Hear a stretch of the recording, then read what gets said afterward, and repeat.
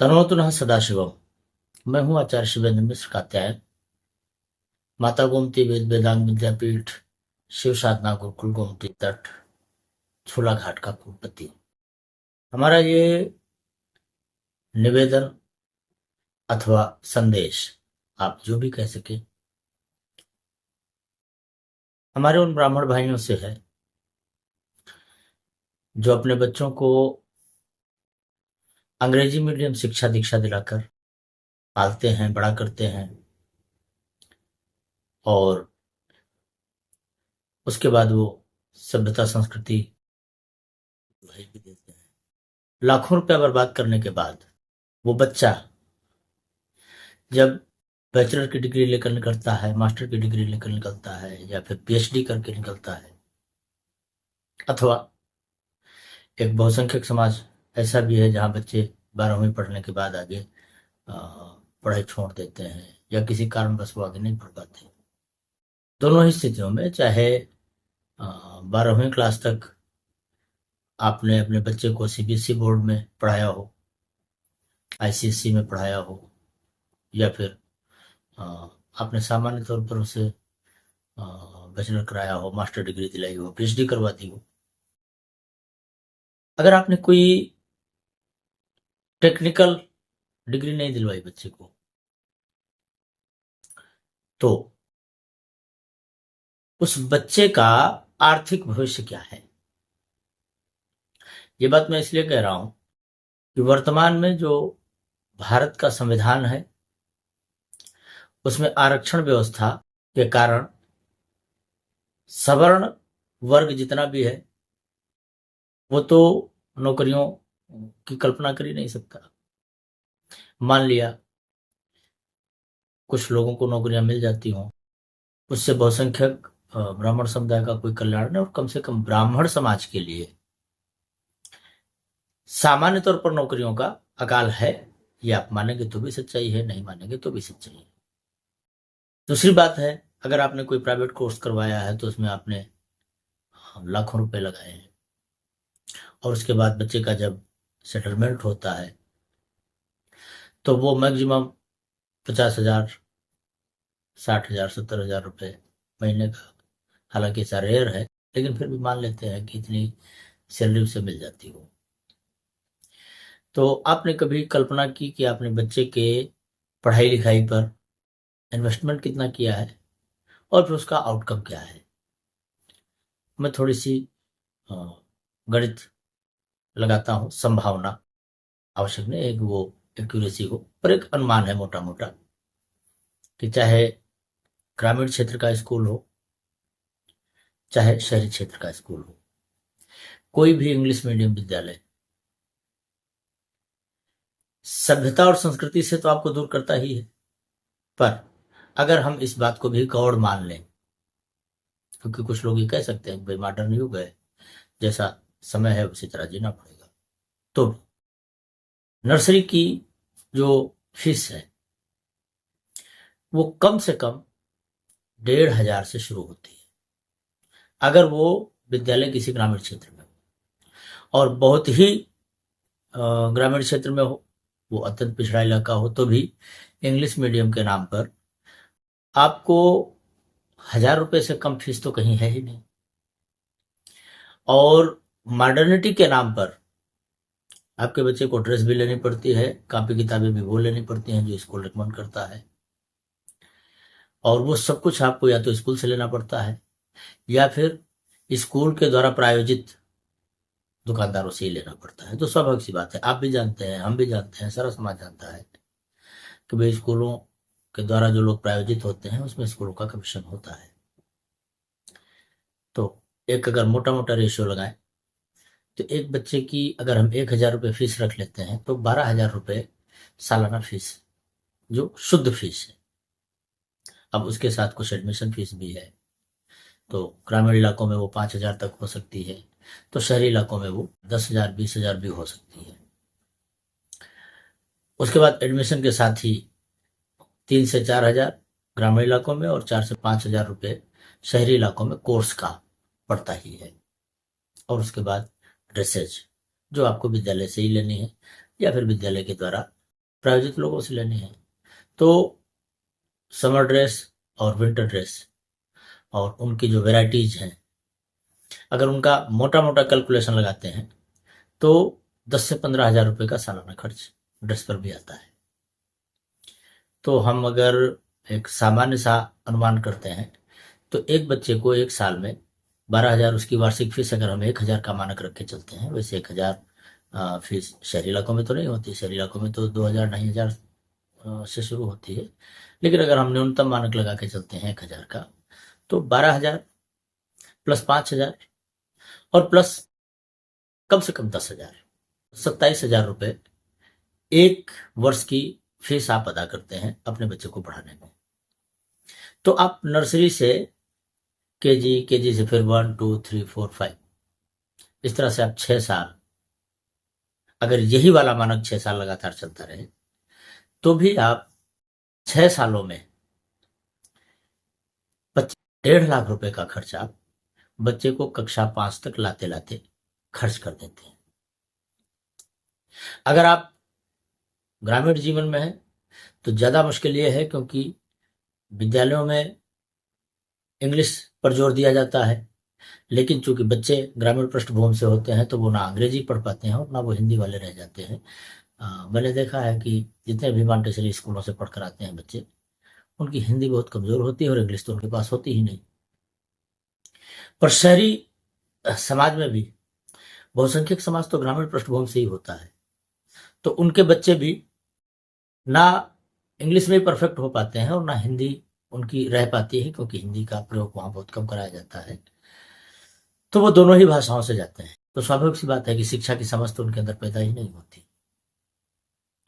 1.5 लाख रुपए में क्लास 5 करवाकर जब आप ऊपर की तरफ बढ़ते हैं तो कुछ न कुछ फीस में भी इजाफा होता है।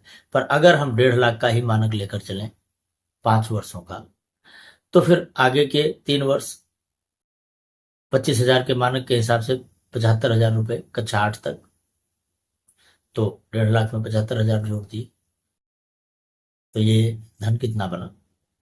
और उसके बाद हाई स्कूल और फिर इंटर 4 साल, वो मानक 25 हज़ार का नहीं रह जाता, वो मानक लगभग 40 से 50 हज़ार का होता है। तो अगर हम 40 हज़ार भी सालाना मान लेते हैं तो 4 चक्कू 16, 1,60,000। तो इस तरह जो कुल कैलकुलेशन 12वीं तक बच्चे को पहुंचाने में आप करते हैं, उसका total investment 3.25 lakh plus 1,60,000, something 5 lakh. आप 5 लाख रुपए इन्वेस्टमेंट करते हैं बच्चे को 12वीं क्लास तक पहुंचाने में, और उस 12वीं क्लास तक की जो मार्कशीट है वो आपके बच्चे के किसी काम की नहीं। अब इसके बाद आपके पास ऑप्शन होता है कि आप बैचलर डिग्री कराएं, मास्टर डिग्री कराएं, पीएचडी तक चले जाएं, लेकिन फिर वो सब कुछ हिंदी मीडियम होगा। और बच्चे ने हिंदी अच्छी तरह पढ़ी नहीं, क्योंकि उसका सारा जोर तो रहा इंग्लिश पढ़ने पर विद्यालयों का, और आपका भी प्रयास यही रहा कि हमारा बच्चा इंग्लिश में परफेक्ट बने। पर चूंकि आपकी ग्रामीण पृष्ठभूमि बच्चे को उस तरह सपोर्ट नहीं कर पाती है जिस तरह करना चाहिए, तो बच्चे की हिंदी चली गई, अंग्रेजी ठीक से आई नहीं, और उसके बाद उसे हिंदी मीडियम पढ़ना पड़ा या फिर इंग्लिश मीडियम पढ़ना पड़ा। तो भी अगर आप बीए करवाते हैं, बीकॉम करवाते हैं, बीएससी करवाते हैं, या फिर आप एमए करवाते हैं, एमकॉम करवाते हैं, एमएससी करवाते हैं, तो वहां पर भी तो खर्च हो रहा है। और अगर आप किसी कॉमर्शियल कोर्स में बच्चे को डालते हैं तब तो फिर 20 लाख, 30 लाख, 40 लाख, 50 लाख तक भी खर्च आपका होता है। इतना सब कुछ करने के बाद गवर्नमेंट के पास आपके बच्चों को देने के लिए कुछ है नहीं।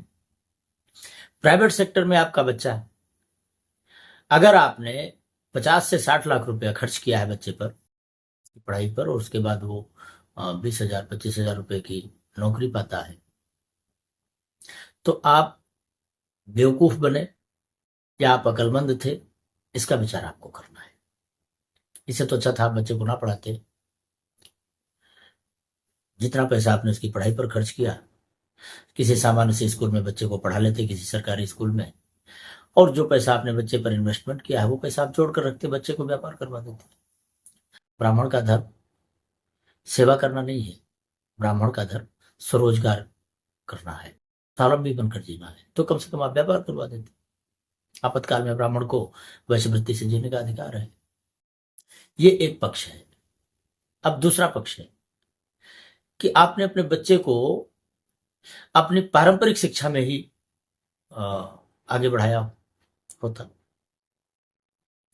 आपने किसी गुरुकुल से उसको, जो हमारे पारंपरिक विषय हैं, वेद है, पुराण है, शास्त्र, कर्मकांड है, ज्योतिष है, ऐसे किसी विषय में 4 से 5 साल, 8 साल तक अगर बच्चे को पढ़ाया होता और आप इससे आधा पैसा खर्च करते,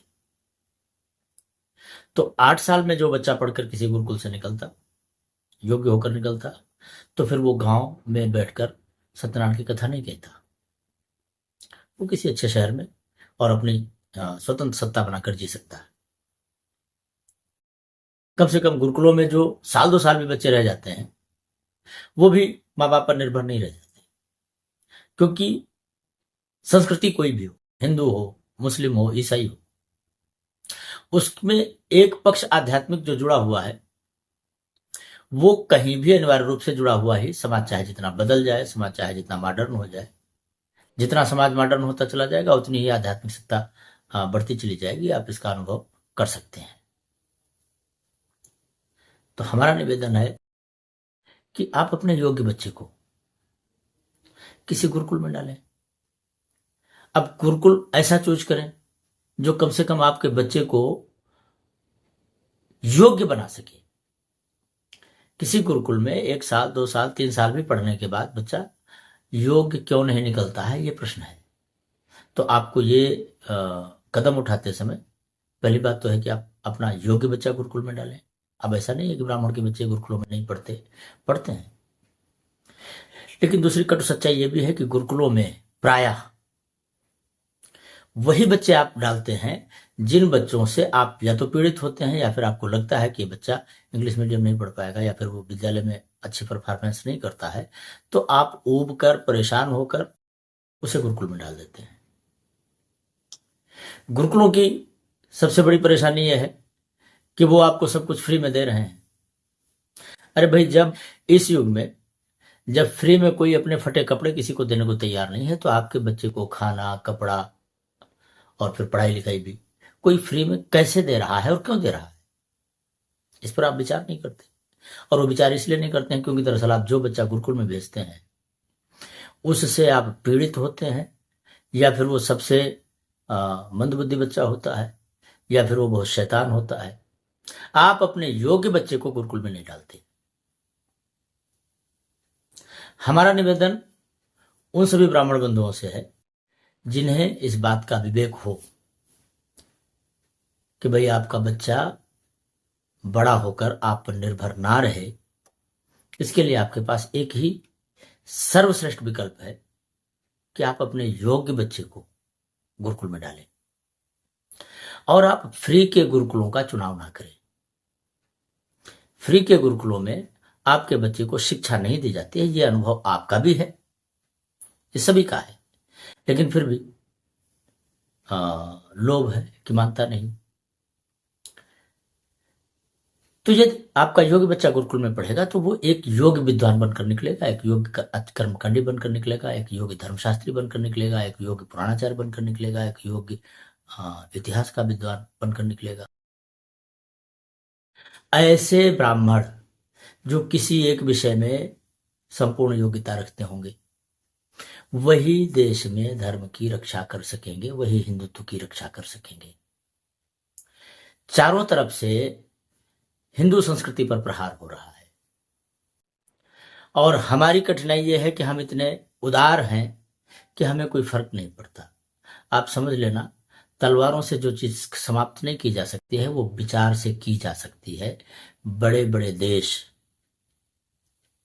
अपनी पूरी संस्कृति, अपनी पूरी सभ्यता, अपना पूरा संस्कार भूलकर या तो मुसलमान बन गए या ईसाई बन गए। भारत को यदि बचाना है तो ब्राह्मण को ही आगे आना पड़ेगा, और सबसे दयनीय अवस्था में भारत में यदि कोई है तो वो ब्राह्मण है। और ये ब्राह्मण यदि चेतेगा नहीं तो ना हिंदुत्व बचेगा, ना संस्कृति बचेगी, ना संस्कार बचेगा। सोशल मीडिया पर पोस्ट डालना बड़ा आसान होता है, लेकिन व्यवहार में संस्कार, सभ्यता और संस्कृति की रक्षा करने के लिए कटिबद्ध होना दूसरी बात है। इसलिए हमारा निवेदन है कि माता गोमती वेद वेदांग विद्यापीठ आपकी उन सभी अपेक्षाओं को पूरा करने को तैयार है और प्रस्तुत है जो एक योग्य विद्यार्थी बनाकर निकाल सके। लेकिन इसके लिए आपको भी कटिबद्ध होना पड़ेगा। आपको अपना योग्य बच्चा हमें देना होगा और जो आवश्यक खर्च बच्चे पर आए वो भी आपको देना होगा। अगर आप अंधता में सीबीएसई में लाखों रुपया बर्बाद कर सकते हैं तो एक गुरुकुल में पढ़े हुए बच्चे को आप व्यवस्था क्यों नहीं दे सकते? गुरुकुलों से पढ़कर जो बच्चा निकलेगा, पांडित्य कर्म करेगा, ये ठीक बात है कि बहुसंख्यक समाज आज भी संस्कृत से हीन है और आप मंत्रों के रूप में क्या बोले जा रहे हैं इससे समाज को कोई मतलब नहीं है। लेकिन बच्चे को अच्छी सोसाइटी में जाना पड़ेगा। अगर बच्चे को अच्छी सोसाइटी में ले जाना है तो आपको सोसाइटी के लायक बनाना तो पड़ेगा। गले में पट्टा बांधकर घूमने वाले गुरुकुलों के विद्यार्थी किसी अच्छी सोसाइटी में कैसे बैठेंगे? क्योंकि उन्हें वो संस्कार ही नहीं दिया गया।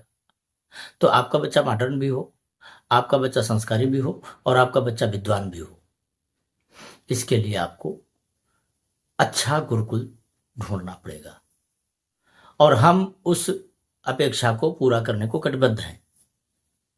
यदि आप हमारा सहयोग करें, आप अपना अच्छा बच्चा हमें दें, तो हम आपके बच्चे को अच्छा विद्वान बनाकर समाज की सेवा में प्रस्तुत कर सकेंगे।